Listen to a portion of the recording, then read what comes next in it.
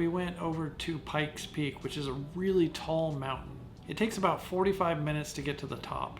I think it was about $17 a person to get in. Fair warning, if you're on a motorcycle, we had to stop halfway through to start putting on cold weather gear, which I didn't expect to do in the middle of June. And we rode up this windy road for about 45 minutes, heading to the top of this mountain.